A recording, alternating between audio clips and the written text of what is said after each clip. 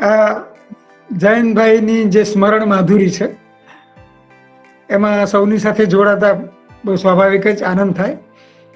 સારી વાત એ રહી છે કે ઘણી બધી આપણે શાસ્ત્રીય વાતો પણ થોડીક કરી અને એની વિગતોમાં પણ ગયા, પણ આખો કાર્યક્રમ જરા અનૌપચારિકતાની નજીક રહ્યો છે, એનો પણ એક બહુ મોટો આનંદ છે.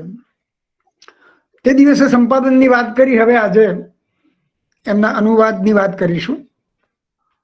પણ જયંતભાઈમાં એવું છે કે એમના અનુવાદની વાત કરીએ ત્યારે સંપાદનની વાતને બાજુમાં મૂકી શકાતી નથી, કારણ કે એમના બધા જ અનુવાદો સંપાદન પછી થયેલા અનુવાદો છે. પહેલા સંપાદન અને પછી અનુવાદ, પહેલા ચયન અને પછી અનુવાદ, એ જયંતભાઈની પદ્ધતિ રહી છે. એટલે કે બધા જ એમણે અને બધામાં એમણે હંમેશા બધા પુસ્તકોમાં માત્ર શરૂઆતમાં જે તણખલા અને સપ્તપર્ણ એમાં જ એમણે અનુવાદ જયંત મેઘાણી એમ લખ્યું છે. બાકીના બધા જ જે પુસ્તકો છે એમના કાવ્યોના અનુવાદો, રવિન્દ્રનાથના કાવ્યોના અનુવાદો, અનુકૃતિ કે રવિન્દ્ર પત્ર મધુ કે આ રવિન્દ્ર સાનિધ્ય, એમાં એમણે સંપાદન અને અનુવાદ જયંત મેઘાણી, એમાં પણ જુઓ કે એમની જે સ્પષ્ટતા છે, એમની નમ્રતા પણ સ્પષ્ટતા વગરની રહી નથી. એમણે સંપાદક અને અનુવાદક એવો કર્તૃવાચક શબ્દ નથી વાપર્યો. એમણે હંમેશા સંપાદન અને અનુવાદ એવો શબ્દ વાપરે છે, એટલે કે કર્મવાચક શબ્દ વાપરે છે. એટલે કર્તૃવાચકતા કરતા એમને કર્મવાચકતા વધારે ગમે છે, અથવા તો એમનું સ્ટેન્ડ છે કે વાત કર્મવાચક જ રહેવી જોઈએ, કર્તૃવાચકતા વગેરે વગેરે.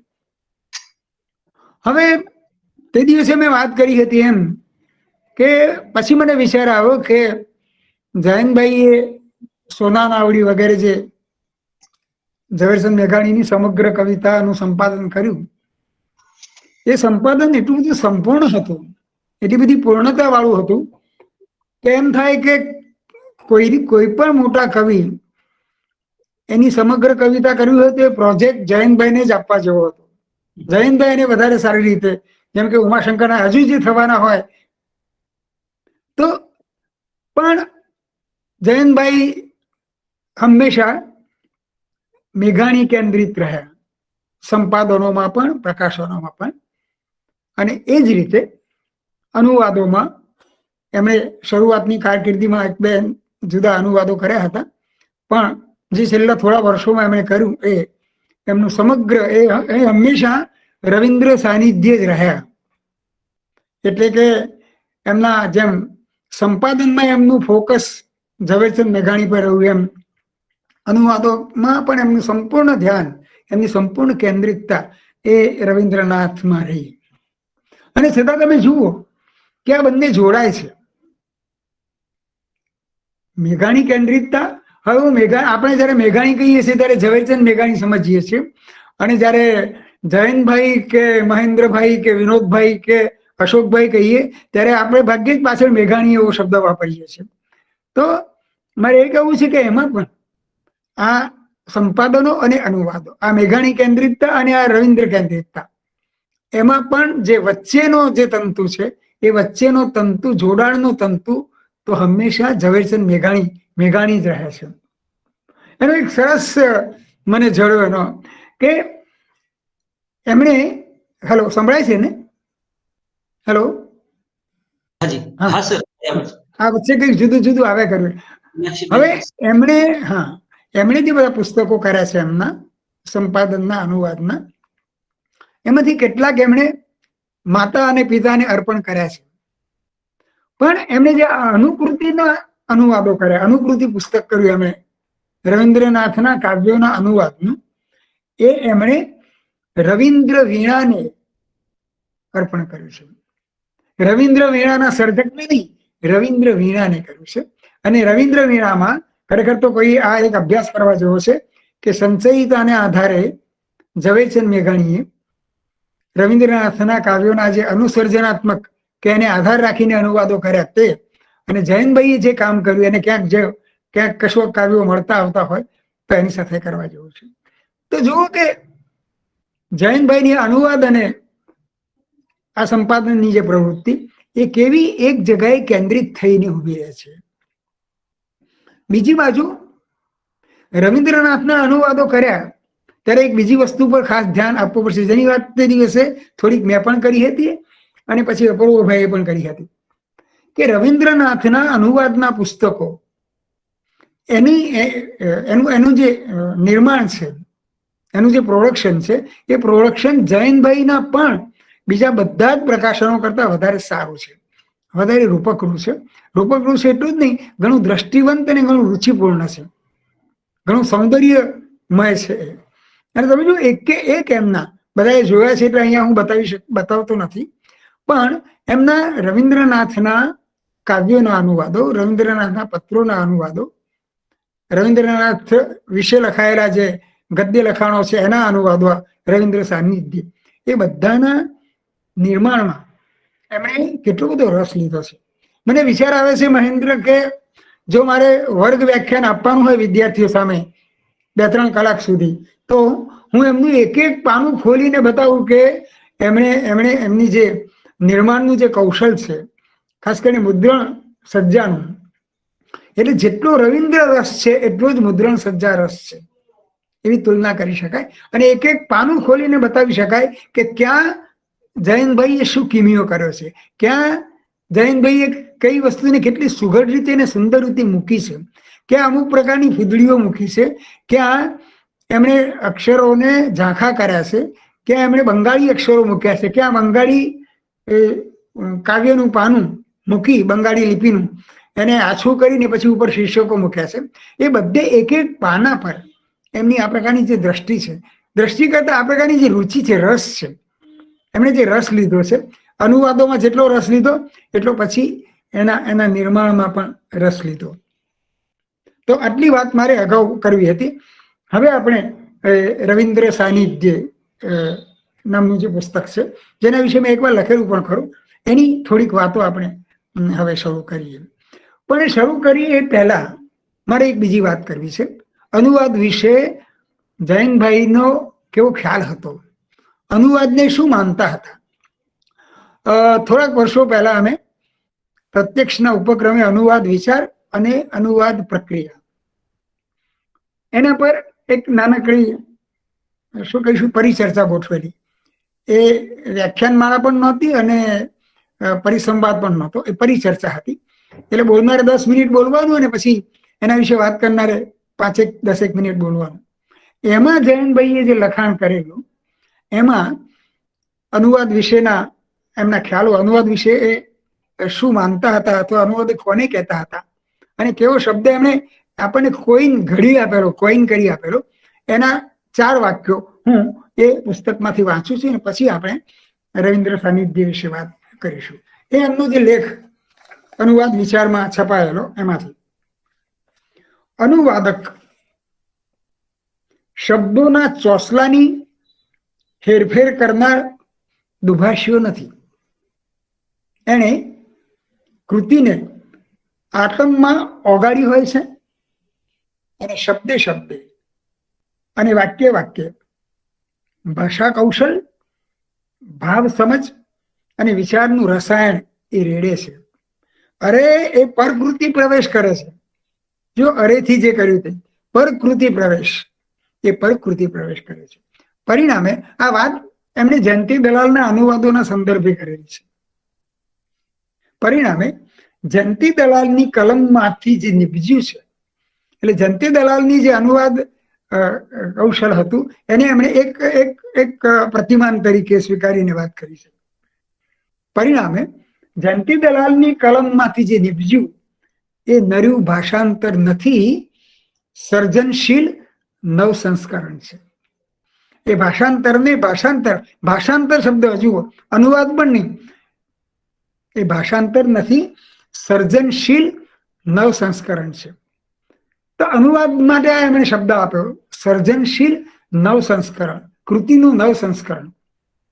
અને એ ઝવેરચંદ મેઘાણીએ જે કર્યું અનુકૃતિઓ એના કરતા જરાક જુદું છે.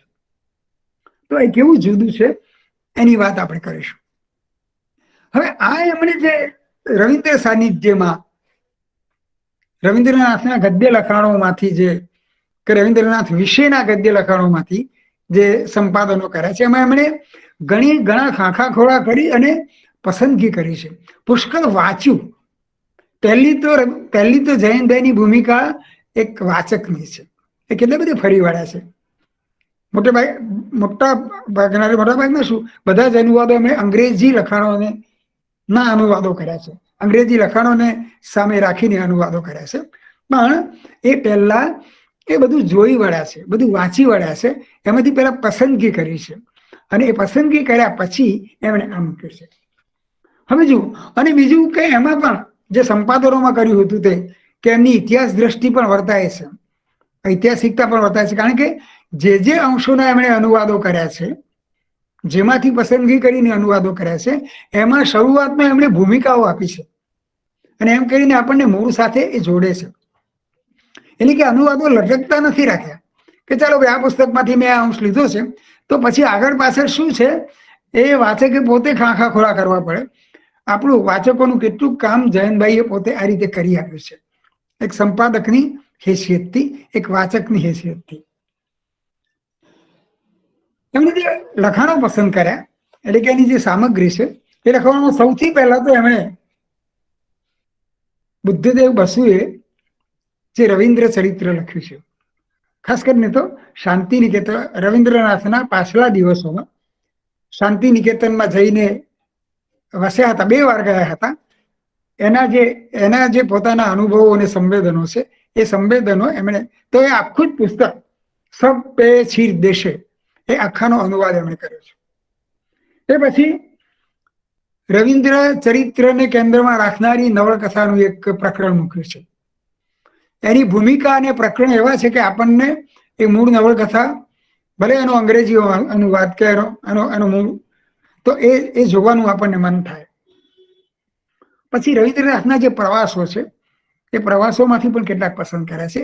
રવિન્દ્રનાથે જે વક્તવ્યો કર્યા હતા એ વક્તવ્યોમાંથી પણ કેટલાક પસંદ કર્યા. ખાસ કરીને એમણે નોબેલ પારિતોષિક મળ્યું ત્યારે જે વક્તવ્ય કરેલું કે એમના સન્માનના જે કાર્યક્રમો થયેલા એના વિશે એમણે જે વક્તવ્યો કરેલા, એવા વક્તવ્યો અને પસંદ કરીને જયંતભાઈએ એના અનુવાદો આપેલા છે. થોડાક પત્રો પણ લીધા છે, ઓકામ્પો સાથેનો પત્ર વ્યવહાર વગેરે. તો આ એમની જે પસંદગી છે એ પસંદગી પોતે જ આપણને રવિન્દ્રનાથના અનેક પાસાઓનો, રવિન્દ્રનાથ વિશેના બીજા જે વ્યક્તિઓ છે એ બીજા વ્યક્તિઓના પ્રતિભાવોનો, અને એમ કરીને જે રવિન્દ્ર ચરિત્ર ઉપસે છે, રવિન્દ્રનું આત્મચરિત્ર પણ ઉપસે છે અને રવિન્દ્રનું ચરિત્ર પણ ઉપસે છે, એ પ્રકારની પસંદગી કરીને એમણે આ કરેલું છે. હવે આપણે બંને બાજુ જઈએ કે મૂળ સામગ્રીનો સ્વાદ પણ લેતા જઈએ અને જયંતભાઈના અનુવાદનો સ્વાદ પણ લેતા જઈએ, અને એ રીતે આપણે બંનેનો આસ્વાદ આપણી નજર સામે આવે એ રીતે કરીએ. બુદ્ધદેવ એમની ભૂમિકા આપણે શું જાણીએ છીએ કે બુદ્ધદેવ એ કિશોર વયે રવિન્દ્રનાથનું જબરદસ્ત આકર્ષણ અનુભવેલું. બુદ્ધદેવ જ્યારે નવા સંદર્ભની કવિતાના એક મહત્વના સર્જક હતા ત્યારે એમણે હવે રવિન્દ્રનાથનો યુગ આથમી ગયો છે એવું એક આકરું વિધાન પણ કરેલું, પણ પછી પાછા એ રવિન્દ્રનાથ તરફ વળે છે અને રવિન્દ્રના સાનિધ્યમાં રહેવાનું કરે છે. એ કેટલાક અંશો હું અહીંયા વાંચીશ, જેમાં જયંતભાઈની અનુવાદ કુશળતાનો પરિચય પણ થતો જશે અને બુદ્ધદેવનું જે વક્તવ્ય છે એ બુદ્ધદેવનું વક્તવ્ય પણ આપણને એના થોડા વાક્યો, બે ચાર વાક્યો જ હું અહીંયા તમારી સામે મૂકું છું, જેથી આપણે જે રવિન્દ્ર સાનિધ્ય રહેવાનો જે જયંતભાઈનો પ્રયત્ન હતો એવો આપણો પણ પ્રયત્ન એમાં હોઈ શકે ને આપણે પણ એની સાથે સંકળાતા રહીએ. બુદ્ધદેવ કહે છે, કિશોર કાળમાં એમના એટલે કે રવિન્દ્રનાથના કિશોર કાળમાં એમના પુસ્તક પછી પુસ્તકમાંથી પસાર થતી વેળા મેં રોમાંચ અનુભવેલો. એ કાળને સંભાળતા કહી શકું કે અમારી પેઢીનું ટાગોર ઋણ કથી શકાય એથી વિશેષ છે. જરા થોભીને શ્યામ વાદળના કે સૂર્યાસ્તના સૌંદર્યને નિરખવાનું અમને એમણે શીખવ્યું છે. સુખ અને સંતાપની અમારી અનુભૂતિને સંવેદન સંપન્ન એમણે જ બનાવી. એમણે એટલે કે રવિન્દ્રનાથ. અને પછી બુદ્ધદેવ આગળ કહે છે, અને એમાં એક અંશ ખાસ વાંચું છું હું, કે રવિન્દ્રનાથ પાછલી વયે કૃશ થયેલા ત્યારે પણ એમનું જે જાજરમાન વ્યક્તિત્વ છે, એ જાજરમાન વ્યક્તિત્વ કેવું એમને અનુભવાયેલું એ બુદ્ધદેવ પણ સર્જક છે એક ઉત્તમ. એ ઉત્તમ સર્જક રવિન્દ્રનાથ વિશે કેવું કહે છે, એમાં બુદ્ધદેવનો, રવિન્દ્રનાથનો અને જયંતભાઈના અનુવાદનો હું વારંવાર એટલા માટે કહું છું કે પછી તો આપણે વાક્ય પછી વાક્ય લઈને પણ થોડીક વાત કરવાના છીએ. પણ આ વાંચતી વખતે આપણે જાણે કે જયંતભાઈએ પોતે જ, અને અનુવાદની એક ખાસિયત એ રહી જ છે કે જાણે તમે એકદમ કમ્ફર્ટેબલ હો, તમે તમારી ભાષામાં વાંચી રહ્યા હો એવું તમને અનુભવ થાય. તે અનુવાદની એક સૌથી મોટી સફળતા છે. તો રવિન્દ્રનાથના દેહલાલિત્યનું જે આલેખન કર્યું છે બુદ્ધદેવે, એમાંથી 3-4 વાક્યો. માંદગીમાંથી ઉઠ્યા હોવાથી રવિન્દ્રનો ચહેરો સુકાયેલો હતો, લાડી ઉડી ગઈ હતી, પણ એમના ભવ્ય પુષ્ટદેહનો આભાસ અછતો નહોતો. સિંહની કેશવાળી સરખા ગરદન પહોંચતા વાંકડિયા ઝુલ્ફા હવે લુપ્ત થયેલા, પણ મસ્તક હજુ મધ્યમાં સેંથો પાડેલા શ્વેત કેશથી વિભૂષિત હતું. આમાં જે શબ્દો વપરાયા છે ને ગુજરાતી શબ્દો, એ ગુજરાતી શબ્દો ને ફરી એકવાર વાંચીએ તો જ ખ્યાલ આવે કે એમાં જયંતભાઈએ શું ભાષા સાથે પોતે કેવું કામ પાડ્યું છે. ઓહો, રવિન્દ્રનાથનું દેહલાલિત્ય આટલું સોહામણું તો કદી નહોતું. કિશોરાવસ્થાથી માંડીને વર્ષોની એમની તસવીરમાળા બતાવતી કે વધતી વય સાથે એ ઉત્તરોત્તર દેખાવડા ભાસતા. એ વખતે તો કવિવર સુંદર લાગતા જ અત્યારે સંધ્યાના આછા તિમિરમાં એ સૌંદર્ય નિખાર શિખરે હતો, બેશક હતો. એ જે વળાંકો છે, આ જે અવાજના વાક્યના વળોટો, એ બધા પરથી પણ તમે, અને જુઓ કે બુદ્ધદેવનો સીધા આપણને જયંતભાઈની આ જે ખાસિયત જ નહીં કે નમ્રતાથી પોતે બાજુમાં ખસીને બીજાને પ્રગટ કરવો, એમને રવિન્દ્રને પ્રગટ કરવા છે ને બુદ્ધદેવને પ્રગટ કરવા છે. અને એ અહીંયા આપણે જોઈ શકીએ છીએ. એવો બીજો જે અંશ છે, હું થોડા અંશો વાંચવાનું એટલા માટે પસંદ કરું છું કે મૂળ પુસ્તકનો આપણને પરિચય મળે. અનુવાદની વાત પછી પાછળથી થોડીક મારે કરવી છે, વાક્ય કે શબ્દ લઈને, એ પણ આપણે કરીશું, એ રીતે એનો પરિચય થશે. પણ રવિન્દ્ર સાનિધ્યની જે સામગ્રી છે, એ સામગ્રીનું પોતાનું જે આકર્ષણ છે, એ સામગ્રીનો પોતાનો જે સ્વાદ છે, એની જે આસ્વાદ્યતા છે, એ આસ્વાદ્યતાની પાસે પણ આપણે જવું જોઈએ. બીજો અંશ જે મને અહીં કહેવા જેવો લાગે છે તે ઓકામ્પો રવિન્દ્રનાથના સંબંધે બહુ લાંબી વાત છે, અને રવિન્દ્ર પત્ર વધુમાં પણ આવ્યું છે. આગળ પાસે બીજે પણ જયંતભાઈ એના વિશે વાત કરી છે, અને એ ઘણું જાણીતું છે. અને આ વિક્ટોરી ઓકોમ્પો, એના પરનો જે લેખ છે, પ્લાતા સરિતા અને તીરે, જયંતભાઈએ થોડીક જે ભૂમિકાની નોંધ કરી છે, એમાં એક સરસ શબ્દ વાપર્યો છે. કેવા સંબંધો હતા રવિન્દ્રનાથ અને ઓકોમ્પો વચ્ચેના? તો એમણે એક સરસ શબ્દ વાપર્યો છે, એમની વચ્ચે સ્નિગ્ધ સખ્ય હતું. સખ્ય હતું એમ કહીને અટકી જતા નથી, સ્નિગ્ધ સખ્ય હતું. એમાં પ્રેમ હતો કે પ્રણય હતો કેવા શબ્દો એમણે વાપર્યા નથી, પણ સખ્ય કયાની સાથે જ સ્નિગ્ધ શબ્દ જયંતભાઈ પ્રયોજે છે, એ સહેતુક પ્રયોજે છે. એ સ્નિગ્ધતાનો પરિચય આખી જે પત્રાવલી છે, આપણે ત્યાં તો રવિન્દ્ર ઓકામ્પો પત્રાવલીનો મહેશભાઈનો અનુવાદ પણ ઘણો સરસ છે, એ મહેશ દવેનો, એ પણ એનો પરિચય આપી શકે એવો છે. ત્યાં જઈને આવ્યા, એ આવ્યા પછી એમણે ઓકામ્પોને પત્ર લખ્યો. કવિએ પત્રમાં લખેલું, મારા દેહની આ જીર્ણ હાલતમાં મારું ચિત્ત સાન ઇસિદ્રોના એ ઝરૂખે પહોંચવા નીકળી પડે છે. જે નિવાસ હતો ઓકામ્પોએ, જ્યાં એમને નદીના કિનારે એક સરસ નિવાસમાં એમને રાખ્યા હતા. મારું ચિત્ત સાન ઇસિદ્રોના એ ઝરૂખે પહોંચવા નીકળી પડે છે. તારા એ બાગમાં ખીલતા વાદળી અને રાતા રંગધારી પુષ્પવૃંદો અને નદીના પટ પર રમતા વિધવિધ રંગો એ એકલ ઝરૂખા પરથી નિરખતા મારા લોચન થાકતા જ નહોતા, મારી આંખો થાકતી જ નહોતી. એને બદલે આ જે રવિન્દ્ર જ વાપરી શકે તેવા અંગ્રેજી અનુવાદ પરથી કર્યું છે. અને એ અંગ્રેજી પણ મેં વાંચ્યું છે. અંગ્રેજી વાંચો તો તમને આ અનુવાદની સરખામણીમાં થોડું ફ્લેટ લાગે, પણ કેવો શબ્દ એમણે કલ્પ્યું છે કે રવિન્દ્રનાથે બંગાળીમાં કે બુદ્ધદેવે બંગાળીમાં લખ્યું હોય ત્યારે કેવા પ્રકારના આપણી ભાષાના, સંસ્કૃતમાંથી આવેલી આપણી ભાષાના કેવા શબ્દો બુદ્ધદેવે વાપર્યા છે એનું અનુમાન જયંતભાઈએ કર્યું છે ને પોતાની રીતે પણ એ કર્યું છે.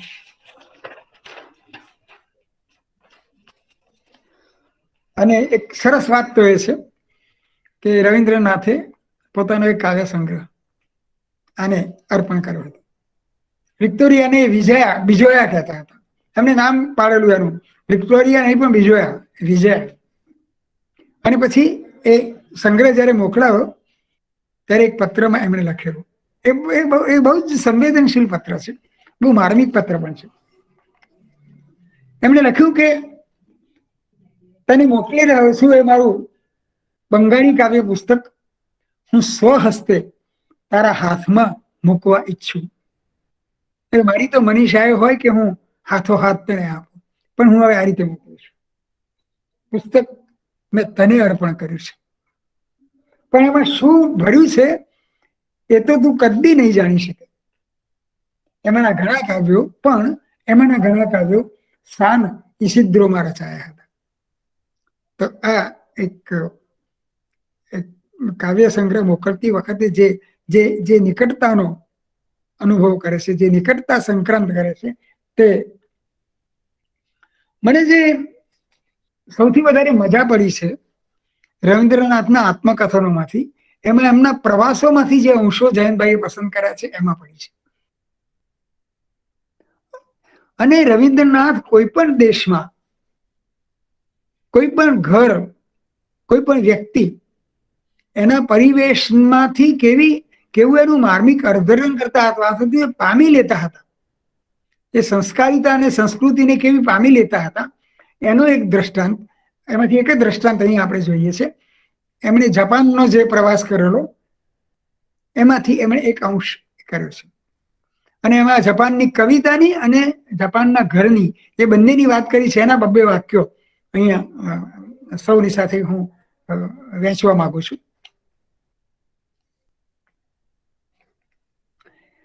એની સંસ્કારિતા અને કવિતા જાપાનની, એના વિશે લખે છે. આત્મોચ્ચારણની મિતભાષિતા, આત્મોચ્ચારણની મિતભાષિતા એમની કવિતામાં પણ જોવા મળે છે. એ કહે છે કે રસ્તામાં મોટેથી અવાજ કરતા કરતા ચાલતા એવા કોઈ જાપાની માણસને મેં જોયો નથી.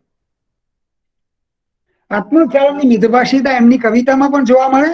દુનિયામાં ક્યાંય 3 પંક્તિનું કાવ્ય જોવા નહીં મળે, હાઈકુ. એટલે કે જાપાનની આ જે લાઘવની કળા છે, ઓછામાં ઓછા શબ્દો વાપરવાની, દુનિયામાં ક્યાંય 3 પંક્તિનું કાવ્ય જોવા નહીં મળે, પણ જાપાની કવિ અને ભાવક માટે આ 3 લીટીઓ પૂરતી છે.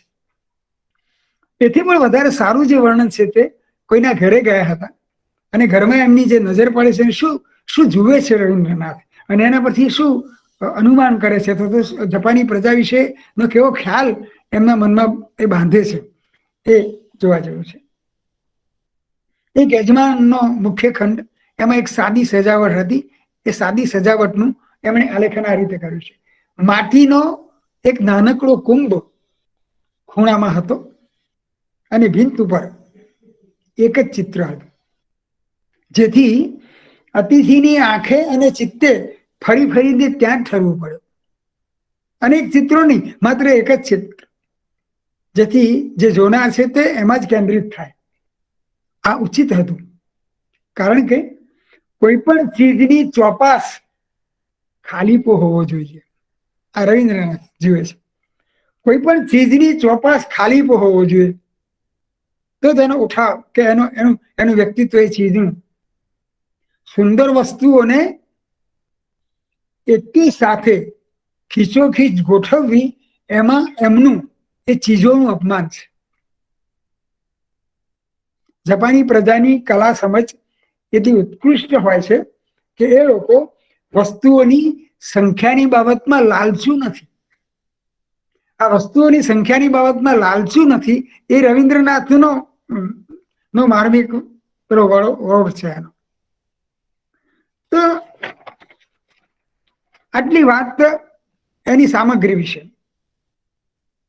હવે એમના અનુવાદના થોડાક જ વાક્યો, 2 કે 3 વાક્યો લઈ અને જયંતભાઈની અનુવાદ કળા, એ અનુવાદ કળા વિશે, અનુવાદમાં શું કરે છે જયંતભાઈ, એના 2 કે 3 વાક્યો લઈને મારે જે થોડીક વાત કરવી છે તે. સાદામાં સાદું વાક્ય એને અનુવાદમાં જયંતભાઈ પોતાના તરફથી ઉમેરતા નથી, પણ પોતાના તરફથી કેવો એને વાક્યને કેવો વળાંક આપે છે. કારણ કે જયારે અનુવાદ થાય ત્યારે શબ્દ સામે શબ્દ તો મૂકી શકાતો નથી, અને બીજું કે ભાવને પકડતી વખતે પણ મૂળને સાવ છોડી દેવાનું નથી હોતું. મૂળને સાવ છોડી પણ ન દેવું અને છતાં ભાવ અનુવાદ કરવો, એ બંનેની વચ્ચે હંમેશા જયંતભાઈ રહ્યા છે. એક સાદું વાક્ય છે, we went to sleep with bird song. પંખીઓનો અવાજ આવ્યા કરતો હતો અને પછી અમે સુવા ગયા. આવા અર્થનું આ વાક્ય છે. We went to sleep with bird song. જયંતભાઈ અનુવાદ કરે છે, પછી અમે પંખી ગાનને કાનમાં ભરીને નિંદર ખોળે સમાયા. આ નિંદર ખોળે સમાયા નામનું જે બોલી ભાષા ગુંથી છે એમણે, એ બોલી ભાષા પેલા નિદ્રાના આનંદને વ્યક્ત કરવા માટે ઘણી જગ્યાએ એમણે મોટે ભાગે સંસ્કૃત શબ્દો વાપરે છે. આવા કોઈક જગ્યાએ એમણે મૂળ વાક્ય પ્રમાણમાં ફ્લેટ છે કે પંખીના કાન સાથે અમે પછી સુવા ગયા, એવું એક સ્ટેટમેન્ટ છે. એ સ્ટેટમેન્ટને એમણે પછી પંખી ગાનને કાનમાં ભરીને નિંદર ખોળે સમાયા. હવે ઉમેરણ કેવું કરે છે જયંતભાઈ પોતાના વતીથી, એના વિશેનું એક બીજું વાક્ય. કોઈક એક ઘરના બગીચાની વાત એક વાક્યમાં કરેલી છે. A large well kept garden, આ ગાર્ડનના વિશેષણો છે મૂળ અંગ્રેજીમાં. A large well kept garden, a red tabby path ran through it. એમાંથી આ એક પસાર થાય. એનું એમણે શું કહ્યું છે, ઉષ્માભરી માવજત વીંટ્યું વિશાળ ઉદ્યાન. આ માવજત વીંટ્યું એ જે આખું ફ્રેશ છે, એ આખો વાક્યપ્રયોગ છે, વાક્યપ્રયોગ જયંતભાઈનો છે. ઉષ્માભરી માવજત વીંટ્યું વિશાળ ઉદ્યાન અને એની આરપાર જતી લીસ્સા પથ્થરની કેડી ઘરને શોભાવતા હતા. આ ઘરને શોભાવતા હતા તે જુઓ કે. અને બીજું કે આ પ્રકારની જે વાગ્મીતા છે, મારે એક અહીં વાત અટકીને કહેવાની છે કે અહીંયા જે વાગ્મીતા છે એ આપણને જયંતભાઈ આમ સામાન્ય રીતે એમ જ લાગે જયંતભાઈ ગંભીર મિતભાષી કવિઓ કાવ્યાત્મક કે એવી કોઈ પ્રકારની ભાષાનો બોલનાર, પણ એમના લખાણોમાં, એમના નિવેદનોમાં, ખાસ કરીને રવિન્દ્રનાથની કવિતાના અનુવાદોમાં આ વાગ્મીતા ઘણી છલકાઈ છે. એક તો રવિન્દ્રનાથની વાગ્મીતા અને પછી એની ઉપર જયંતભાઈની વાગ્મીતા. તો આ વાગ્મીતાનો એટલે એ એમણે કરેલું છે. ચલો એક વાક્ય, the action and affection of his family. રવિન્દ્રનાથના પરિવારની વાત કરે છે. The action and affection of his family surrounded us at all times. રવિન્દ્રનાથના પરિવારની બરદાસની હથેળીમાં અમે રહેતા હતા. આ હથેળીમાં અમે રહેતા હતા તે જયંતભાઈનું ઉમેરણ છે. પણ પેલું જે કેવું હતું કે સરાઉન્ડેડ અસ, એને માટેનું આ કરેલું છે. તો ક્યાંક વાગ્મીતા છે, ક્યાંક મૂળ શબ્દો કરતા પણ ઓછા શબ્દો વાપરવાની ત્રેવડ છે જયંતભાઈમાં, ક્યાંક મૂળ ભાવને એ વધારે જાયકેદાર કરીને મેં જયારે એમના આ પુસ્તક વિશે લખેલું ત્યારે મેં લખેલું એનું શીર્ષક કે આસ્વાદ્ય વાંચન સામગ્રી છે અને એના અનુવાદો જાયકેદાર છે. એટલે એમાં સ્વાદ પણ છે અને સુગંધ પણ છે. એ સ્વાદ અને સુગંધ એમાંથી આપણને વર્તાયા કરે છે. બે વસ્તુઓ મને છે, 2-5 મિનિટમાં, 2-1 મિનિટમાં, 2-4 મિનિટમાં પૂરું કરી. બે વસ્તુઓ મને છે, મેં જયંતભાઈને કહેલું પણ ખરું અને લખેલું પણ ખરું. એમના અનુવાદના 2 શબ્દો મને જરા હંમેશા આખું એનું જે ટેક્સચર છે ભાષાનું, કે એનો જે ટોન છે એમાંથી બહાર નીકળી જતા મને લાગ્યા છે.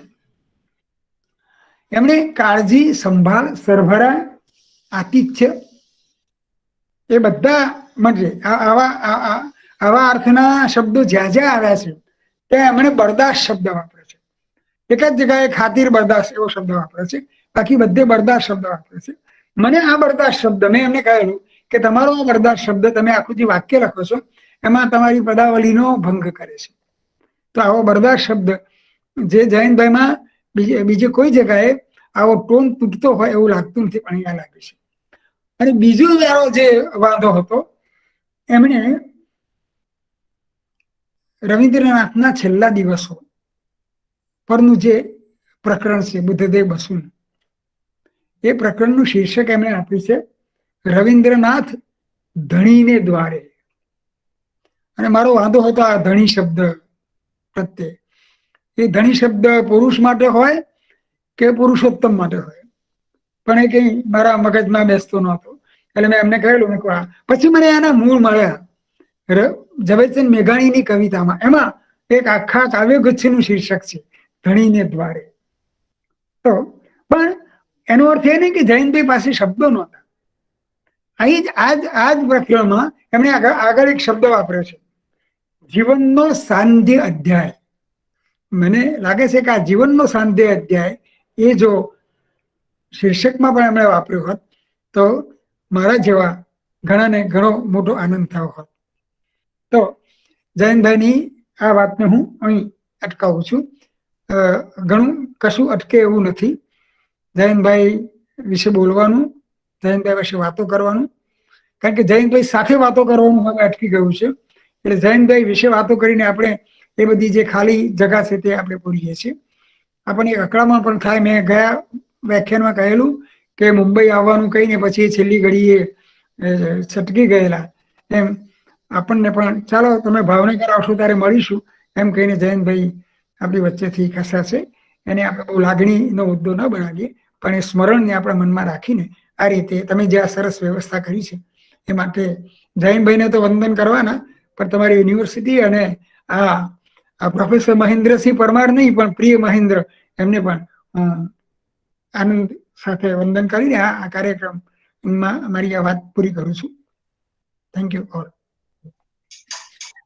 Thank you Ramanbhai.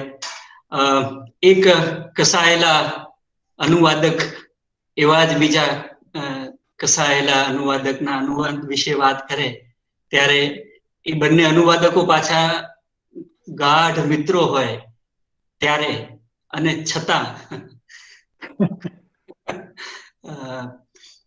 જે રીતે રમણભાઈએ રવિન્દ્ર સાનિધ્યની સામગ્રી વિશે આપણી પાસે વાત કરી.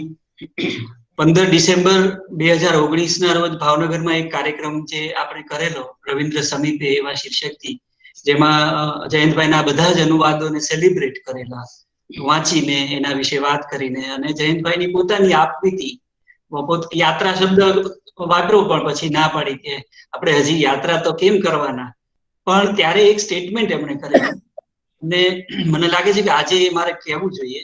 જયંતભાઈ પોતે કોઈ પણ વાક્ય યોજે, પોતાના મોઢેથી બોલે ત્યારે ભાગ્યે જ નીકળે એવું વાક્ય નીકળેલું કે મેં બંગાળી મને નથી આવડતું, બંગાળીમાંથી સીધો અનુવાદ કરવાનું મારાથી નથી થયું, હું અંગ્રેજી માંથી ગુજરાતીમાં અનુવાદ કરું છું, પણ એમ મને હંમેશા એમ લાગ્યું છે કે મારા અનુવાદો મેં બંગાળીમાંથી કર્યા હોત તો જેવા થયા હોત એવા જ થયા છે. ઓકે. આ એમનું એક બહુ જ રસપ્રદ વિધાન હતું અને જયંતભાઈ આવું વિધાન કરે એ એક પોતાની રીતે એક આપણને વિચાર કરવા માટે પ્રેરે એવું વિધાન હતું કે મેં સીધી એ ભાષામાંથી અનુવાદ કર્યો હતો આવો થાય. ખેર, તોત્તો ચાન અને પીટર બિક્સલની વાર્તાઓના અનુવાદો આપનારા આપણા રમણભાઈએ આજે રવિન્દ્ર સાહિત્યના અનુવાદ વિશે જે વાત કરી છે એ આપણે માટે બહુ જ મૂલ્યવાન છે. અને આપણે સ્મરણોની ક્યારીમાં જે જુદા જુદા પુષ્પો આજે એટલે એક અઠવાડિયાથી જે આપણે વાવી રહ્યા છીએ એમાં મિત્ર સુભાષભાઈ મારી બાજુમાં આજે બેઠા છે અને મને આનંદ છે કે હું એમની બાજુમાં બેઠો છું અને એમને હું નિમંત્રણ આપું છું. સુભાષભાઈએ પ્રસારમાં જયંતભાઈ સાથે કામ કર્યું છે. જેવી રીતે જયંતભાઈએ મહેન્દ્રભાઈ પાસે લોકમિલાપમાં કામ કરેલું, જરા એથી થોડું ઓછા કદનું પણ કામ સુભાષભાઈએ કર્યું છે. નવનીત સમર્પણમાં બહુ સરસ સ્મરણો સુભાષભાઈ લખ્યા છે. સુભાષભાઈનો પરિચય આપવાની મને આપણા આ પરિવારમાં બિલકુલ જરૂર નથી લાગતી.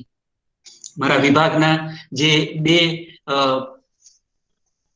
સ્વનિયુક્ત અધ્યાપકો એમ એ લોકો કહે છે, એમાંના એક જયંતભાઈ અને બીજા સુભાષભાઈ, એ લોકો અમારા ભવનના ફ્રીક્વન્ટ વિઝિટર્સ નહીં પણ ફ્રીક્વન્ટ લેક્ચરર્સ રહ્યા છે. તો આજે મને જરાય એવું નથી લાગતું કે હું કોઈ અતિથિને આ વક્તવ્ય આપવા વિનું છું. હું મારા વિભાગના જે એક મારા મિત્રને નિમંત્રણ આપું છું કે એ જયંતભાઈ વિશે, પ્રસાર મિત્ર જયંતભાઈ વિશે આપણને વાત કરે. પ્રિય મિત્ર સુભાષભાઈ.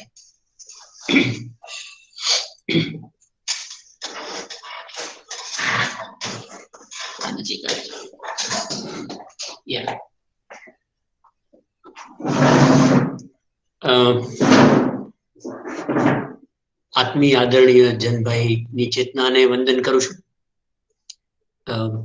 એમના મિત્રો, એમના આત્મીય સ્નેહીઓને પણ વંદન કરું છું. આદરણીય રમણભાઈ સોનીને પણ વંદન કરું છું. મિત્ર મહેન્દ્રભાઈ વિશે શું કહું? પ્રસાર મિત્ર સુભાષ ભટ્ટ એવું લખ્યું છે ને, મિત્ર અને મૈત્રી છે ને, ઇટ્સ અ બિગ અમ્બ્રેલા, મોટી છત્રી છે, એમાં બધું આવી જતું હોય છે.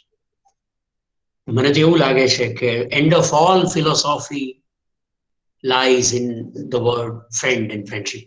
મૈત્રી શબ્દ છે ને, આ બધા જ તત્વજ્ઞાનનો શ્વાસ પડી જતો હોય છે. ક્યારેક મને એવું પણ લાગે છે કે જીવનનો અર્થ શું, એવા જ લોકો પૂછતા હોય છે જેમને મૈત્રીનો કે મિત્રનો અનુભવ નથી. જેમને મૈત્રીનો, પ્રેમનો અનુભવ છે, એ જીવનનો અર્થ શું એવું પૂછતા નથી. જનભાઈ તો આમ 45-47 વર્ષ હું એમની પાસે રહ્યો એવું નહીં કહું. અલગ જલપ અમે મળતા રહ્યા. મને એમની માટે અપાર આદર, અને એમને મન પર હું બહુ જ નજીકનો વાલો એવો નાનો દોસ્ત. મિત્રો, એક અદ્ભુત 10 લીટીમાં મારે એક નાનકડી કથા કહેવી છે. જયંતભાઈ મારે મન કેવા છે એવું મારે કહેવું છે. પછી પ્રસાર મૈત્રીની, પુસ્તકોની મૈત્રીની વાત કરું. એક ફકીર હતો જેમની પાસે જીવનની ઘણી બધી સમસ્યાઓના ઉકેલ હતા, પણ બહુ એકલવાયો રહે દૂર દૂર એક ટેકરીમાં. એક સ્ત્રીને કશુંક જીવનની ગળમથલ વિશે પૂછવું હતું. સ્ત્રી એને શોધતી શોધતી ફકીરને એક ટેકરી પાસે આવી. કોઈકે કીધું કે ત્યાં પાછળ, ટેકરી પાછળ એક નાની ઝૂંપડી કરીને તમે પૂછો છો એ ફકીર રહે છે. પેલી સ્ત્રી જાય છે, પહોંચે છે ત્યાં તો ઠીક ઠીક સંધ્યા થઈ ગઈ છે, કહેવાય તો અંધારું છે. એને જોયું કે ઝૂંપડી પાસે એક ફાનસ બળે છે, પણ ફાનસ પડખે કોઈ બેઠું નથી. અને થોડે દૂર ફાનસ આસપાસ તો ફૂદા પતંગિયાઓ ઉડતા જોયા. ત્યાંથી 10-12 ફૂટ દૂર એક ફકીર હાથમાં સંધ્યાકાળે ઝાંખા અજવાળામાં કશુંક વાંચતો હોય છે. પેલી સ્ત્રી એને વંદન કરે છે અને કહે છે કે ફાનસ તો ત્યાં છે, તમે અહીંયા શું બેસીને વાંચો છો? પેલો ફકીર એવું કહે છે કે આ ફાનસ તો મેં ફૂદા પતંગીઓ માટે રાખ્યા છે અને હું એનેથી થોડો દૂર વાંચું છું.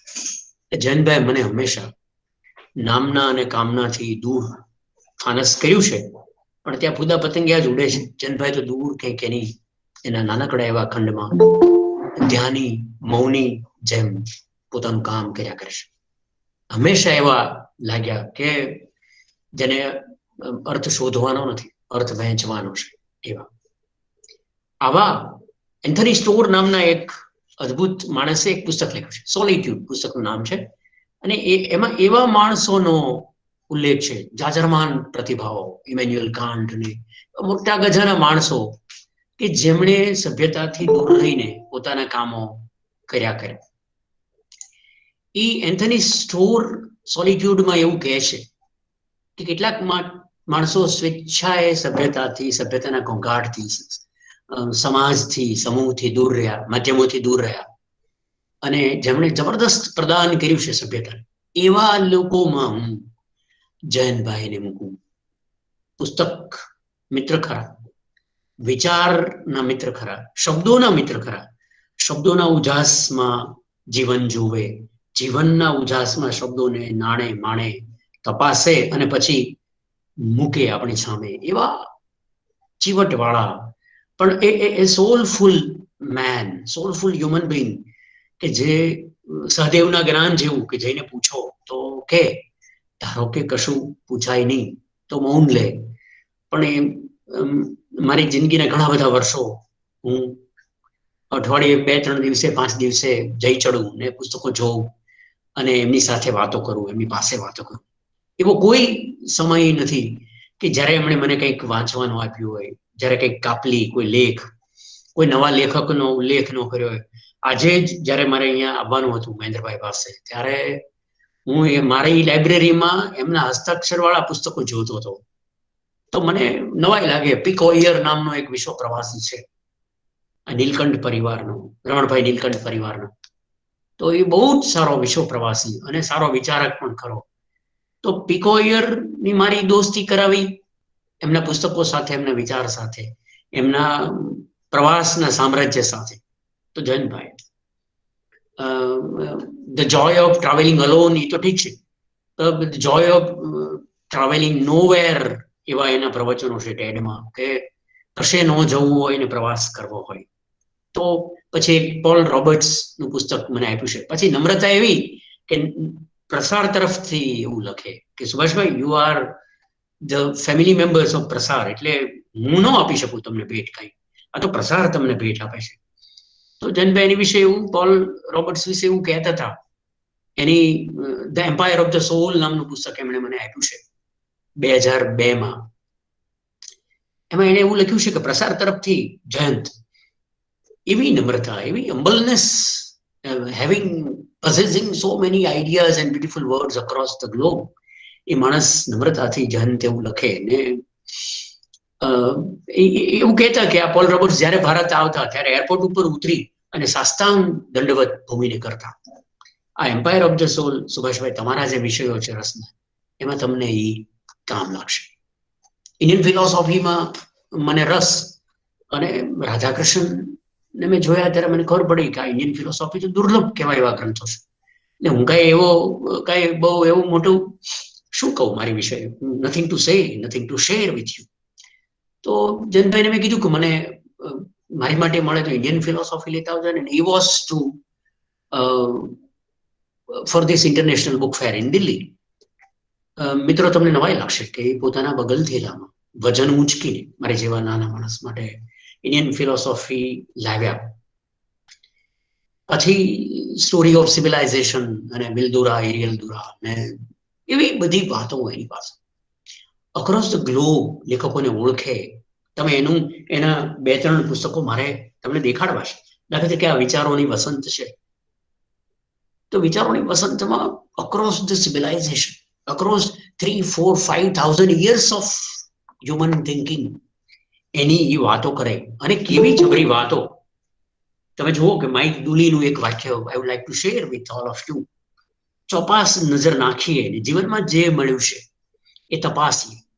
શ્વાસમાં ભરવા માટે અખૂટ હવા, સૃષ્ટિને અજવાળતો પ્રકાશપુંજ, મધુર સ્વર સુધા, અપરંપાર પુસ્તકો, સ્વપ્નમાં મઢી લેવા જેવો તારક લોક, આંખોને લીલા આંજણ દેતા વૃક્ષો, નર્તન માટે આવો વિશાળ પૃથ્વીપટ, દિલાવર ભેરુઓની ભરી મિજલસ, દોસ્તી કરવા દિલ થાય એવા દુશ્મનો, મળવાનો મળકો થાય તેવા અણજાણ લોકો, જેની પગદંડીઓ સાદ કરીને બોલાવતી હોય એવા વનાંચલો, જેની રેત પર પગલાની લીપી પાડવા મન દોડે તેવા સાગર તીર, જેને આંબવાનું દિલ થાય તેવી પાષાણ શિલાઓ, તરબોળ કરનારા વર્ષા જળ, જેના જલપટ પર સહેલવાનું મન થાય એવી સરિતાઓ, અને આ સચરાચર સૃષ્ટિ અખૂટ આવા વિપુલ વૈભવના સ્વામી છીએ.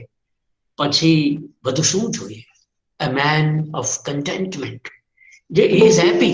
દાખલા તરીકે I would like to show you another book, જ્ઞાન પંચમી. કરી આપું સર? જ્ઞાન પંચમી છે તો જ્ઞાન પીપાસુઓનું, જ્ઞાન સેવીઓનું, જ્ઞાન સેવકોનું પર્વ 2012માં. એમાં again across the globe, across the philosophers, mystics, poets, dancers, singers, composers, એવા લોકોના દુર્લભ કહેવાય એવા એક એક વિચાર કે જેની ઉપર આ પૂજ્ય રમણભાઈ સોની જેવા તો કેન રાઇટ બિગ એસે. તો એવું આપણે એમ થાય કે આ બધું એને ક્યારે કર્યું. અને પાછું એના બધા જાજરમાન એમના વાચન ખંડમાં બેઠા બેઠા કામ કરતા હોય ત્યારે આપણે અહોભાવથી કહીએ ને કે જનભાઈ આમ છે મીઠી ઈર્ષા સાથે, તો એમ કહેતા કે આ સુભાષભાઈ હું આ બધું વાંચેલું કઈ નથી હું તો, પણ આ બધું જોઈએ ત્યારે તમે જુઓ કે 2008માં જ્યારે પ્રસાર ભારતીય પ્રકાશક સંઘે એક અનોખા પુસ્તકાલયનું જ્યારે નવાજ્યા એવા મોટા ટાઇટલથી 2008માં, એ 2008માં એમણે આ કેટલોગ કર્યું છે. આખી મજા આવી વાત એ છે કે 1808માં પહેલું ગુજરાતી પુસ્તક આવે છે અને 2008માં બરાબર 200 વર્ષ પછી કેટલા બધા ગુજરાતી પુસ્તકોનું આવી એની એસ્થેટિક્સ ઓફ વર્ડ્સ, એસ્થેટિક્સ ઓફ ગ્રાફિક્સ, એની વિશે રમણભાઈએ બહુ જ સરસ કીધું કે નાના નાના શબ્દો ઉપર કેવું ધ્યાન આપતા. એટલે it was not simply the aesthetics of the choice of the words, the freedom of the words, the space of the words and the ideas, but the aesthetics of living. તમે એની પાસે જાઓ તો એમનું માધુર્ય, જે આપણું face to face, soul to soul, mind to mind, heart to heart એવું એક rarest of the rare communication કરે, તે it will create a genuine significance of my own being. જ્યારે હું સાંભળું, એમની સાથે વાત કરું ત્યારે મારી મહત્તા વધી જાય. મને એમ છે કદાચ કે જીબ્રાને કંઈક એવું કીધું છે કે to be little the others you have to be little. અને ખરી પ્રતિભા એ છે કે જેમની હાજરીમાં તમે ઉંચકાઈ જાઓ, જેમની હાજરીમાં તમે નાના ફીલ કરો, એ ખરી પ્રતિભા જ નથી. તો જયંતભાઈ એક એવી પ્રતિભા કે જે આપણને મોટા કરી આપે. હું મારા પુસ્તક વિશે, મારી બાલિશ કહેવાય એવી મથામણો વિશે એમની સાથે શેર કરું ત્યારે અદ્ભુત મને એક પ્રસંગ યાદ આવે છે કે જ્યારે મારે એક નાનકડા મારા જ પુસ્તકનો મેં 30-40 પાનાનો એક અંગ્રેજીમાં અનુવાદ કરેલો, એક અંગ્રેજી માધ્યમની શાળાની વિનંતીથી. તો મારે તો કેવો ગુજરાતી પસંદગી પણ સરસ નહીં, અંગ્રેજી શું કહું તમે. જનભાઈ મેં પ્રસ્તાવનામાં એવું લખ્યું કે ધીસ આર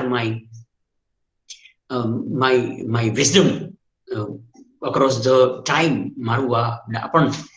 તો વિઝડમ નીચે એણે પેન્સિલથી કર્યું હતું. પછી જનભાઈ એવું કીધું કે સુભાષભાઈ વિઝડમ શબ્દ તો સોક્રેટીસે ન વાપરે. તો મેં કીધું કે સર ત્યાં શું મૂકું? તો એને મારી the one of the biggest lesson of my life કે I cannot have the truth, I cannot have the wisdom, I can have only one thing and that is my perception. એમને એમ કીધું સુભાષભાઈ આ તમે પરસેપ્શન શબ્દ મૂકો. તો મેં પછી ત્યાં પરસેપ્શન શબ્દ મૂક્યો. અને કેટલા બધા વર્ષો પછી જ્યારે એમના પ્રસારમાં જ્યારે કોમ્પ્યુટર આવ્યું ત્યારે કોમ્પ્યુટર એમનું ઇન્સ્ટોલ કરનારા મિત્રો મારા પણ મિત્રો હતા. તો જે દિવસમાં 4 વાર પ્રસારમાંથી ફોન જાય કે આ સેજ કામ નથી કરતું, તમે આવો ને આ વસ્તુ મને સમજાવો, આ સમજાવો. એટલે એ લોકોને બહુ આશરે. એટલે મને એ ટેકનિશિયન હતા પણ હું સમજતો હતો કે એમનું વિસ્મય અકબંધ. કેટલા બધા મિત્રો સતત કોમ્પ્યુટર ઉપર નવી નવી વાતો શોધતા રહે. જ્યારે પણ જઈએ ત્યારે આપણને કંઈક કંઈક શીખવે કંઈક. એટલે મને હંમેશા એમ થાય કે આટલું બધું એમનામાં વિસ્મય, એમની ઓનેસ્ટીનો એક મને અદભુત, ઓનેસ્ટી શબ્દ જતો નથી, he was bigger than the honesty. I don't have words. કદાચ રમણભાઈ કે મહેન્દ્રભાઈ જેવા કહી શકે. એક વખત એવું બન્યું કે સુરેશ પરીખ વિચાર વલણું ચલાવતા અને રિસેન્ટલી લાસ્ટ યર હી પાસ્ડ અવે. એણે મને એમ કીધું કે સુભાષ, દિલ્હી સાહિત્ય અકાદમીએ રવિન્દ્રનાથ ટાગોરના કમ્પ્લીટ વર્કના 4 વોલ્યુમ બહાર પાડ્યા છે. એક વોલ્યુમ 1,500 પાનાનું, ધ બિગ વોલ્યુમ. એવા 4 વોલ્યુમ છે, તું લઈ લે ને, પછી હું તને પૈસા આપી દઈશ, પણ તને જનભાઈ વધુ ટકાવારી આપે છે એટલે મારી બધી તું લઈ લે. અને પછી આવવાના હતા, મને એવું કે કોઈકને ભેટ દેવાનું પુસ્તક કે હું સહેજ વહેલું ખરીદી લઉં અને પછી 2-3 દિવસમાં જોઈ જાવ એવું. અને આવું તો કંઈ જોઈ શકાય એવું નહોતું, because it was more than 5,000 pages work. પણ મેં સીધું કવિતાથી શરૂ કર્યું. I was MS. પછી તો હું સવારે 3:30 અલાર્મ મૂકીને ઉઠું અને આ સુરેશ પરીખ લઈ જાય એ પહેલા હું જોઈ જાઉં એવો ભાવ. પછી પુસ્તકના પૈસા દેવાના હતા ત્યારે મેં જનભાઈને, હું ન કહું તો ચાલે, પણ હવે જનભાઈ જેવી ઓનેસ્ટી તો મારે ક્યાંથી કાઢવી, પણ એમનો પેટું પાણી તો પીધેલું. એટલે મેં જનભાઈને કીધું કે ભાઈ, આ જોવે તો સુરેશ પરીખને, મને તો નિમિત્ત બનાવ્યો છે, પણ મને વધુ ટકાવારી આપે એવા લોભ સાથે સુરેશ પરીખે મને કીધું છે. એટલે જનભાઈ, હું સાચું કહું છું, this is not for me. Suppose you want to charge the money અને you can charge as per your rule of Prasar. અને પછી એને મને એવું કીધું કે સુભાષભાઈ, તમે આ જે પ્રમાણિકતાથી આ વાત કીધીશ ને, તો તમને આપું છું એટલા જ પૈસા હું સુરેશ પરીખને પણ આપીશ. It was so beautiful of him. અને આઈ કેન રિમેમ્બર, મને the love of the books unbelievable. he would realize the significance of that.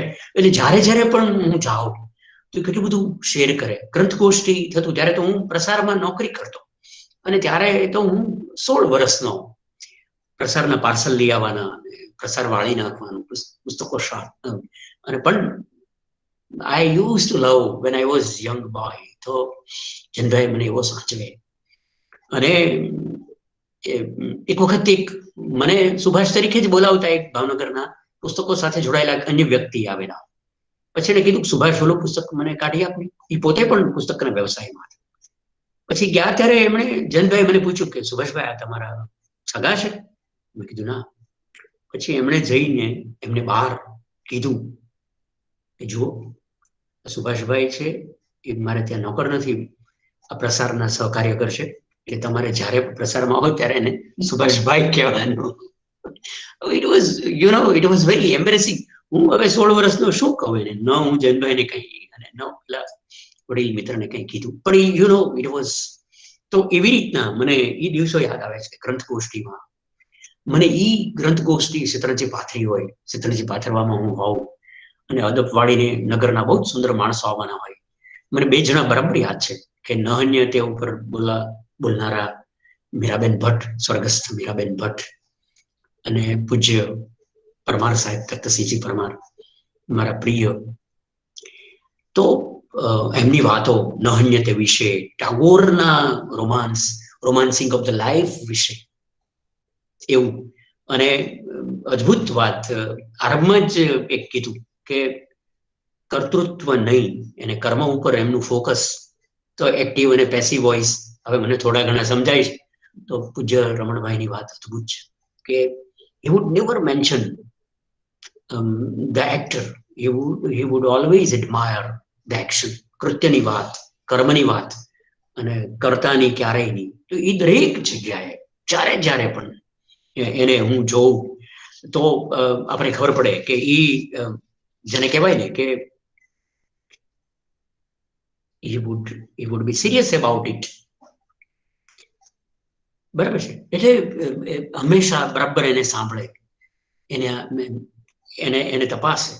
મેં તમને કીધું એમ, દાખલા તરીકે એક વખત કોઈ સ્કેન્ડિનાવિયન દેશમાંથી એમના મિત્ર કોઈ ડેવિડ, હવે તો મને બરાબર યાદ પણ નથી, પણ ડેવિડ. અને ત્યારે તો હું 16 વર્ષનો અને સાયકલે આંબી પણ ન શકું એટલા નાના. પણ કે સુભાષભાઈ, હું નથી જઈ શકું એમની સાથે, પણ એ god and goddesses of Saurashtra ઉપર પીએચડી કરે છે. તમે એમની સાથે ભરજો ને એને ભાવનગરના મંદિરોને. પછી મને તો આપણા નગરમાં આપણને કોઈ વિદેશી સાથે 16મે વર્ષે ફરવા મળે એટલે આપણી પ્રતિભા વિશે લોકો કેવો ઓવર એસ્ટિમેટ કરે એવી હોશ. હું તો નીકળી પડ્યો. ને પછી 3 દિવસ પછી ગયા ત્યારે જનભાઈ કીધું કે સુભાષભાઈ તમારું અંગ્રેજી બહુ જ નબળું છે એવું ડેવિડે કીધું ને તમે બોલો છો એ ભાગ્યે જ એમને સમજાય છે. મેં કીધું મને તો શોખ છે, મને કઈ આવડશે એવું તો હું માનતો નથી. અંગ્રેજી તો હું શીખીશ એવું ને શીખી રહ્યો છું. મિત્રો નવાઈ લાગશે કે પછી એક ભાવનગર યુનિવર્સિટીના એક કાર્યક્રમમાં આભાર વિધિ કરવા મને બોલાયો અને અંગ્રેજીમાં આભાર વિધિ કરવાની હતી. પછી હું બોલીને આભાર વિધિ કર્યા પછી જનભાઈ વોઝ ધ ફર્સ્ટ પર્સન કે જેમણે મને વાલો કર્યો, છાતી સરસો ચાંપ્યો અને કીધું કે સુભાષભાઈ તમે સરસ અંગ્રેજી બોલો. મેં કીધું મને હજી જનભાઈ યાર સરસ તો શું હવે, પણ just he was magnanimous by the heart. He would never mention the frailties of the character or the mistakes of the language. He would never.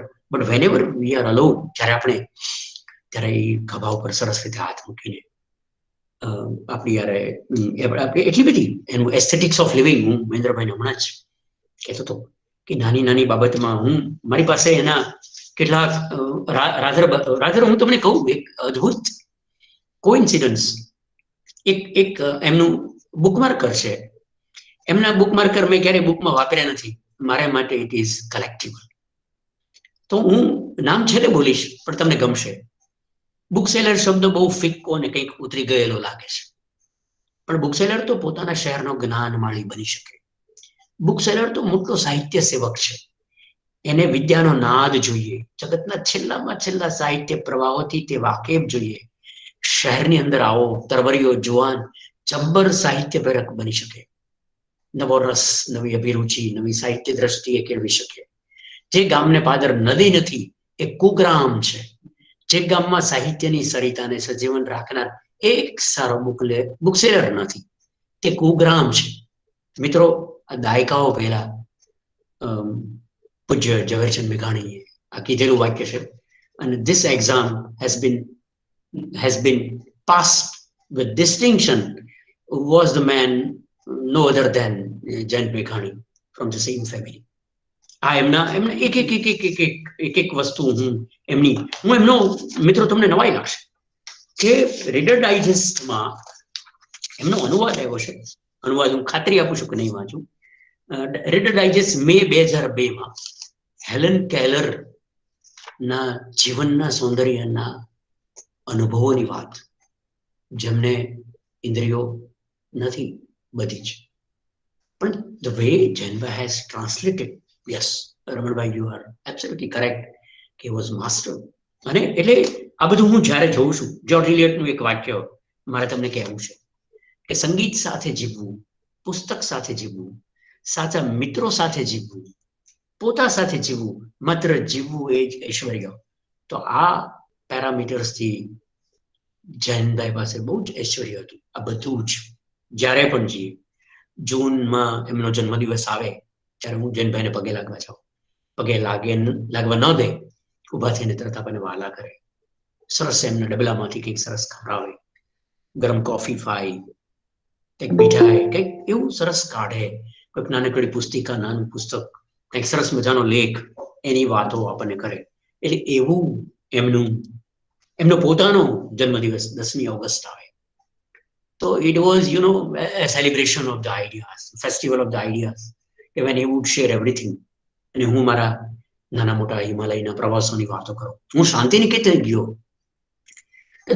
The way he was listening every centimeter of my journey, every moment of my journey. શાંતિનિકેતનમાં મેં શું કર્યું, bowl Ajoy નદીના કિનારે મેં શું કર્યું, શાંતિનિકેતનમાં હું કેટલા દિવસ રહ્યો, કાફેમાં ગયો તો સંગીતના વડલાઓ વચ્ચે હું સપ્તપર્ણીઓ નીચે બેઠો કે નહીં, હું ચાલ્યો કે નહીં.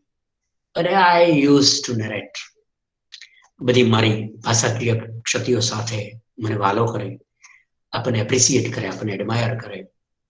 એ કેટલાક લોકો કલ્યાણ મૈત્રી એવો એક સરસ તથાગત બુદ્ધે શબ્દ આપ્યો છે. બુદ્ધની એક વાત લાઇકિંગ અને લવિંગ માટે મારે કહેવી છે. એટલે આ વાત સાથે જનભાઈ એવા જાય છે કે બુદ્ધને કોઈકે પૂછેલું, એવું તો ઓશોને પણ કોઈએ પૂછેલું કે લાઇકિંગ અને લવિંગ વચ્ચે શું ભેદ? તો ઓશો એવો જવાબ આપ્યો કે I like chocolate, liking has no responsibilities, અને when I say I love chocolate તો યુ આર રિસ્પોન્સિબલ.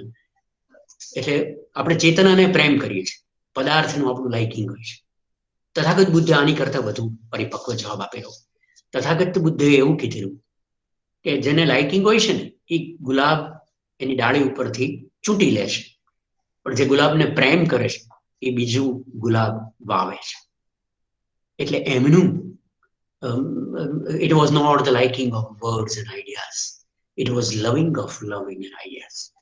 એટલે એમનામાં આ જબરદસ્ત અને એમનો જીવન પ્રેમ જો મહેન્દ્રભાઈ મને આ પાડે 1.5 મિનિટનું ગીતાંજલિની એક કવિતા મારે અનુવાદ તો રમણભાઈ સામે મને અનુવાદ કરવાની મારી હિંમત જ નથી, હું નહીં કરું. એમના પરિપક્વ કલ્યાણ મિત્રો જેવા હું તો શું જનભાઈ એમને વંદન કરી અને આ એક કવિતા ગીતાંજલિમાંથી બોલું છું. Deliverance is not for me in renunciation. મારી મુક્તિ ત્યાગમાં નથી એવું ટાગોર પહેલી પંક્તિમાં કહેશે. I would like to tell you that I would like to compare this poem with Janbhai, the being of Janbhai and the doing of Janbhai. Deliverance is not for me in renunciation. I feel the embrace of freedom in 1,000 bonds of delight. Anandana sahastra bandhanoma હું મારી મુક્તિ જોઉં છું. Thou ever pours for me the fresh draught of thy wine of various colors and fragrance.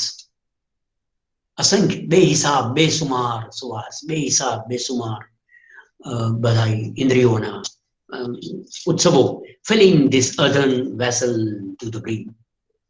My world will light its 100 different lamps with thy flame. જ્યોત તો એક જ અને 1000 પ્રકારના દીવડાઓ, and place them before the altar of thy temple. અને આ બધી જ આ જે ઉત્સવો છે ઇન્દ્રિયોનો, આ જગતનો. અને he was, as I told you, aesthetics of living, love for the earth in its total, સમગ્ર પૃથ્વી અને એની દરેક અભિવ્યક્તિને ખૂબ એ મિસ્ટિક જેવો પ્રેમ કરનાર જનભાઈ હતા. My world will light its 100 different lamps with thy flame and place them before the altar of thy temple. No, I will never shut the doors of my senses. The delights of sight and hearing and touch will bear thy delight. એક વસ્તુમાં એક એની શાસ્ત્ર અભિવ્યક્તિઓ છે પૃથ્વીની, એ બધામાં મારો આનંદ સમાયેલો છે.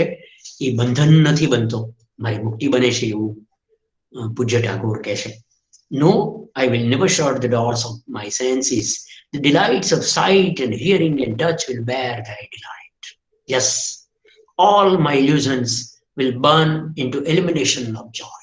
અદ્ભુત, જાણે કે જનભાઈ આ વાત કરે છે. Yes, all my illusions will burn into elimination of joy and all my desires ripen into fruits of love. As I told you, પ્રસાર મિત્ર ઈશ્વરની કૃપા ગણું છું કે, અને મને જનભાઈ હંમેશા, મને નવનીત સમર્પણના લેખમાં મેં લખ્યું છે, સવારે 8 થી રાત્રે 8 પોતાની જિંદગીના 45-47 વર્ષ દીવો કરીને બેસવાનું કે કોઈ શબ્દ પ્રેમી, કોઈ વિચાર પ્રેમી અહીં આવશે તો હું એમની સેવામાં છું, હું એમનો મિત્ર બનીને ઉભો છું. એટલે પ્રસાર મિત્ર સુભાષ નહીં, પ્રસાર સ્વયં મિત્ર તરીકે 45-47 વર્ષ રહ્યું. અને આવે એને આવકારે, એની નાની નાની પૃચ્છા બરાબર આત્મવાન જવાબ, ઇન્ડિફરન્ટ નહીં. એટલે આ જે છે, અને મિત્રો મને આનંદ થાય છે કે નીરજ મેઘાણીને હું તેડીને ફર્યો છું, એટલો નાનો એ નીરજ જે બુક પ્રથા આવી જ રીતના પુસ્તકોના પ્રેમીઓને આવકારે છે, કોફી પાય, વાતો કરે, એના દરેકે દરેક પ્રશ્નના આત્મવાન જવાબદાર, ઇન્ડિફરન્ટ નહીં, with soul, with heart, with mind, એ બધા જવાબ આપે છે. તો આવા જનભાઈ મારા જીવનમાં મારો હાથ પકડીને મારા ખભે હાથ મૂકીને ચાલ્યા છે, મારી ચિંતા કરી છે, મને જીવનના સ્વાદની નાની નાની He has given me the taste of so many beauty across the life, across the globe, across the earth. હું એમને ફરી વંદન કરું છું. મારી આ બધું મારી યોગ્યતા કરતા વધુ હતું, અને આવી રીતના આવા પરિપક્વ શ્રોતાઓ વચ્ચે વાત પણ મારી યોગ્યતાથી પારની છે. એ માટે પ્રિય દોસ્ત મહેન્દ્રસિંહ પરમારનો પણ આભાર માનું છું. ક્યાંય મેં અવિવેક કર્યો હોય તો માફી માંગુ છું, પણ ફરી એમની વિસ્તરી ગયેલી ચેતનાને હું વંદન કરું છું.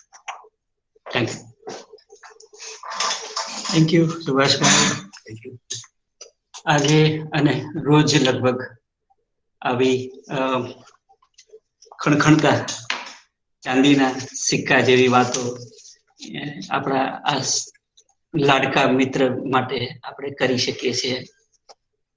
આમાં એક કવિતા છે, એ કહીને આજની વાત મને એમ છે કે પૂરી કરીએ. સુભાષભાઈએ જે લેખ કર્યો છે નવનીતમાં, એમાં જે કવિતાઓ એમણે તારવીને મૂકી છે, એમાંની એક છે કે આપણા મૂળના સાચા હિસાબ ન સાચવી શકનાર ગાફેલ પરમાત્મા જ સૌંદર્યની લાણ કરતો હોય છે. પરમાત્માને તો ગાફેલ રહેવું પાલવે, પણ આવા મૂલ્યવાન કામ જેમણે કર્યા હોય એમના જેટલા પણ લઈ શકાય એટલા હિસાબ અને એનો આદર, એના તરફનો આપણો આભાર ભાવ આપણે પ્રજા તરીકે વ્યક્ત કરવો જોઈએ. મને લાગે છે કે જયંતભાઈ ના કામનું મૂલ આપણે આવી રીતે ઓળખવાની કોશિશ કરીએ છીએ. લાવ પરમ શાંતિમાં સમાઈ જાઉં ને મૌનની આતમ અટારીએ તારી વાણી જીરું. તો આ મૌનની આતમ અટારીએ વાણી ઝીલવાના ઉચ્ચારણ સાથે આજનો આપણો આ મિત્ર મધુ કાર્યક્રમ આપણે આજના દિવસ માટે